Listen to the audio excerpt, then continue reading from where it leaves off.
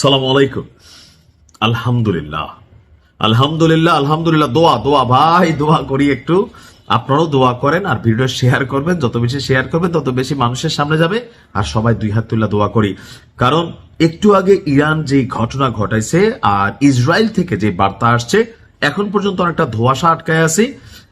নিহু কি আসলে মরে গেছে কিনা আল্লাহ ভালো জানে। তো আমাদের ইরানের সর্বোচ্চ নেতা যখন আমরা সেম ঘটনাটা বললাম, আমিও নিউজটা করছিলাম যে না, তিনি নিরাপদে আছেন, ইরান স্বীকারোক্তি দেয় নাই। এখন ইসরায়েলও সেম স্টাইলে স্বীকারোক্তি দিচ্ছে না, হইতে পারে বাইচা আছে, আবার শেষও হয়ে যেতে পারে। দর্শক, ইসরায়েলি প্রধানমন্ত্রীর কার্যালয় এবং ইসরায়েলি বিমান বাহিনীর কমান্ডারের যে কার্যালয়, সেই অবস্থানগুলোতে ইরানের যে সামরিক ভান্ডারে থাকা ওয়ান এন্ড অনলি ব্লুটুথ ক্ষেপণাস্ত্র খাইবার মিসাইল বিদ্যুৎ গতিতে চলে, তো সেই খাইবার মিসাইল দিয়ে আঘাত করেছে আপনার ইরান, আর এতে ব্যাপক ক্ষতিগ্রস্ত হয়েছে। তথ্য সামনে এসেছে। অবস্থান নিহুর এখন পর্যন্ত স্পষ্ট না। নিহু কি এই অভিযানের সময় তার কার্যালয়ে ছিল, তার বাসভবনে ছিল? তথ্যসূত্র বলছে ছিল।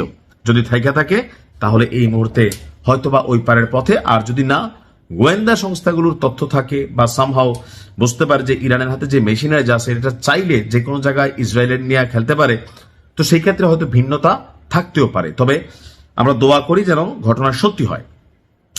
ইরানের সংবাদ সংস্থা তাসনিম নিউজ বলছে, লক্ষ্যভিত্তিক এবং আকস্মিক এই হামলার কথা ঘোষণা দিয়েছে বিপ্লবী গার্ড বাহিনী। অর্থাৎ তারা বলছে যে সুনির্দিষ্ট টার্গেট করে আমরা অভিযান চালাবো। খেয়াল আছে, আমি আজকে একটা নিউজ দিয়েছিলাম না জানি কালকে, যে বড় একটা ঘটনা ঘটতে যাচ্ছে, ব্যাপক প্রস্তুতি নিয়েছে ইরান। প্রতিবেদনে বলছে এই অভিযানের পর নেতানিয়াহুর পরিণতি এখন অনিশ্চয়তার মেঘে আচ্ছন্ন। আর এই ঘটনার পর ইসরায়েলের পক্ষ থেকে এখন পর্যন্ত আনুষ্ঠানিকভাবে কোন রকম মন্তব্য করা হয়নি।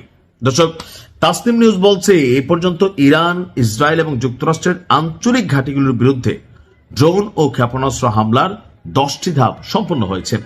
এখন ইরানের দাবি, ইসরায়েলি প্রধানমন্ত্রীর যে কার্যালয়, সেই কার্যালয়ে তাদের মিসাইল টার্গেট করেছে, হিট করেছে, এমনকি তার যে বাসভবন সেখানেও একযোগে চালানো হয়েছে। কিছু মনে পড়তেছে না?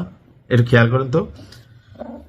গতকালকে যখন গত পরশুদিন আমাদের সর্বোচ্চ নেতাকে শাহাদাত করানো হলো, তো এখানে একটা কৌশল অবলম্বন করা হয়েছিল। কৌশলটা কি ছিল?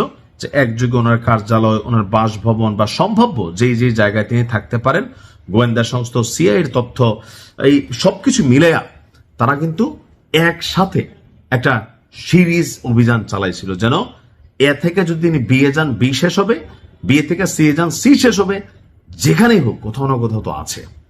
এখন এই বান্দার জন্য আমি আল্লাহর কাছে দোয়া করি, আল্লাহ যেন গরিবদের, আমাদের নিপীড়িত মানুষদের দোয়া কবুল করে এবং কি তাকে আল্লাহ যেন ওই পারে নিয়ে আনে।